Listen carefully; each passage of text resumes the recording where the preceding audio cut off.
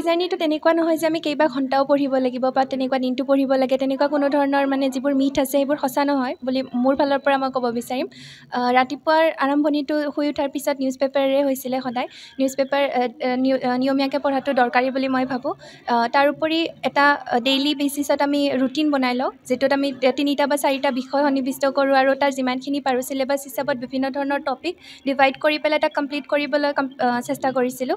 আৰু ৰাতিৰ ভাগত মই বিশেষকৈ সেই টপিকসমূহৰ যিবোৰ প্ৰিভিয়াছ ইয়াৰ কুৱেশ্যনছ থাকে, UPSC হওক বা APSC পৰীক্ষাত অহা, তাক এনালাইচিছ কৰি পেলাই এটেম্প কৰিবলৈ চেষ্টা কৰিছিলোঁ। তো তেনেকুৱাকৈ গোটেই চিলেবাছখন কভাৰ কৰি পেলাই মই ভাবোঁ এইখিনি পৰ্যায়ত মই উপনীত হৈছোঁ।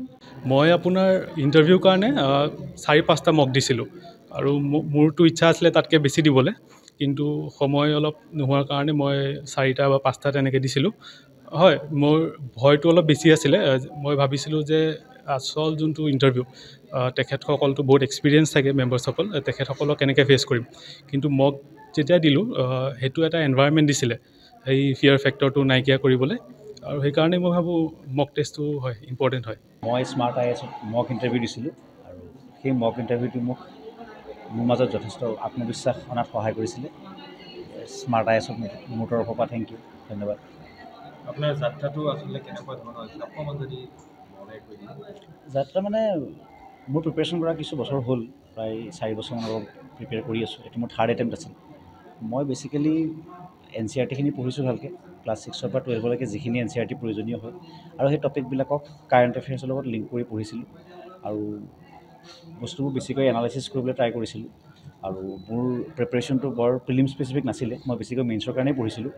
আৰু মেইনছৰ কাৰণে পঢ়াৰ পিছত প্ৰিলিমছৰ ঠিক আগে আগে কথাবোৰ অকণমান ৰিভাইজ কৰিছিলোঁ, ফেকচুৱেল ইনফৰমেশ্যন তাৰ অকণমান চাইছিলোঁ, তেনেকৈ ক্লিয়াৰ হৈছে। মই কেমেষ্ট্ৰিৰ গ্ৰেজুৱেশ্যন, তাৰপিছত মই MBA কৰিছিলোঁ। মই APS ৰেংক 4 আচিভ কৰিব পাৰিছোঁ এইবাৰ। এইটো মোৰ 2nd এটেম্প্ট আছিলে। প্ৰথমবাৰে মই ইণ্টাৰভিউলৈকে গৈছিলোঁ, চিলেকশ্যন নহ'ল। এণ্ড এইটো জাৰ্ণিটো মই ক'ব বিচাৰিছোঁ যে খুব টাফ আছিল মোৰ কাৰণে পাৰ্চনেলি, আৰু আজি আচিভ কৰিব পাৰিছোঁ বিকজ মোৰ মা দেউতাৰ ছাপোৰ্ট আছিল, মোৰ ফেমিলিৰ ছাপোৰ্ট আছিলে।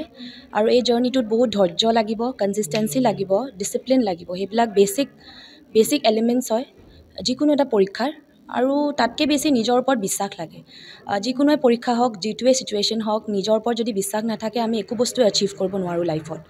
তো মই ভাবোঁ যে self believe with your self is the most important thing. And যেতিয়া দুখৰ সময় আহে, ডিফিকাল্ট ছিটুৱেশ্যন আহে, যাতে কোনো হাৰি নাযায়, সেইটো পৰিস্থিতিত যাতে পাৰ কৰিবলৈ আমাৰ সেইখিনি পাৱাৰ থাকে। আৰু তাতকৈ বেছি এই জাৰ্ণিটোত চবতকৈ ইম্পৰ্টেণ্ট হয় পাৰ্পাছ।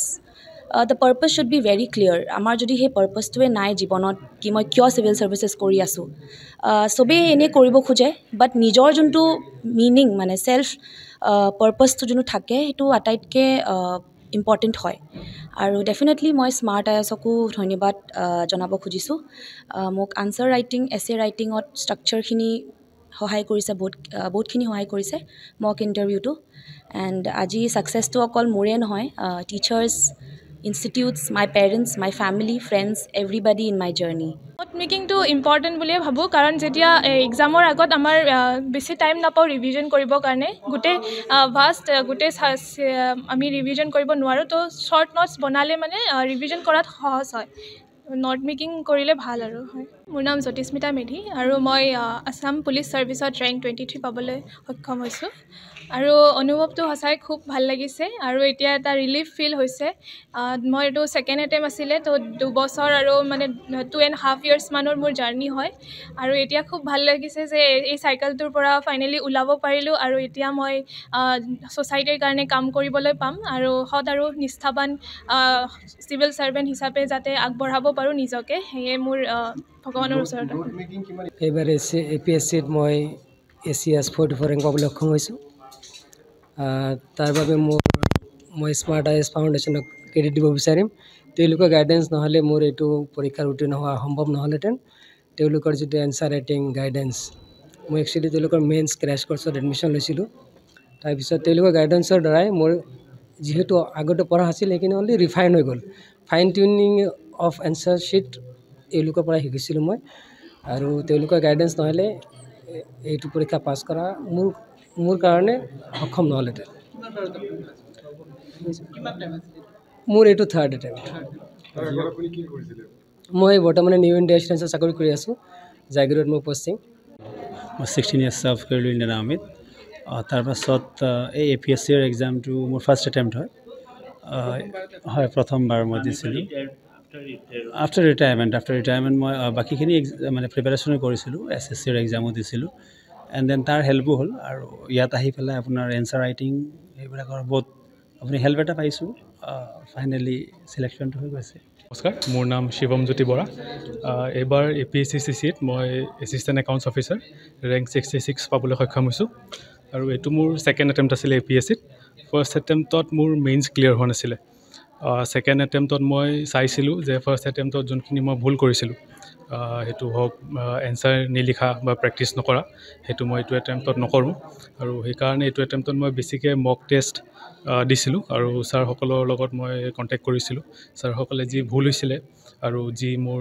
আপগ্ৰেড কৰিবলগীয়া আছিলে যথেষ্টখিনি সহায় কৰিছিল লগতে আমাৰ বায়ে যেনেকৈ কৈ গ'ল এইমাত্ৰ ছেল্ফ বিলিভ সেইটো হয়তো এই এক্সামটোত দৰকাৰী হয় কাৰণ নিজৰ এটা পাৰ্পাছ থাকিব লাগিব এই এক্সামটো কেৰি অন কৰিবলৈ কাৰণ টাইম লাগে হয়তো 1 বছৰ বা 2 বছৰ কিছুমানক তাতকৈ হয়তো অলপ বেছি সময় লাগিব পাৰে সেইটো প্ৰচেছত বহুতক দেখা যায় যে নিজে ভাগি পৰে আৰু অলপ ডিপ্ৰেশ্যনৰ নিচিনা চিটুৱেশ্যন হয় যদি নিজৰ ওপৰত মোৰ যাত্ৰাটো অলপ কঠিন আছিলে মই মানে এটা ফুল টাইম কৰ্পৰেট জব কৰি আছিলোঁ অলপ ছিনিয়ৰ পজিশ্যনতে আছিলোঁ গতিকে বহুত হেক্টিক আছিলে তাৰ মাজতো 4-5 ঘণ্টা দৈনিক টাইমটো কিবা কৰি উলিয়াই পঢ়িছিলোঁ যোৱাবাৰ মই ইণ্টাৰভিউলৈ গৈছিলোঁ ইণ্টাৰভিউ ক্লিয়াৰ হোৱা নাছিলে তাৰপিছত মই আকৌ ভাবিলোঁ এইবাৰ ছিট বহুত কম আছিলে যোৱাবাৰতকৈ তথাপিতো ভাবিলোঁ মই আৰু এবাৰ ভালকৈ দিওঁ এইবাৰ আকৌ ইণ্টাৰভিউটো আকৌ APSC এপিয়াৰ কৰিলোঁ কৰি এইবাৰ ছাকচেছফুলি ক্লিয়াৰ কৰিলোঁ গোটেই 3টা ৰাউণ্ড হয়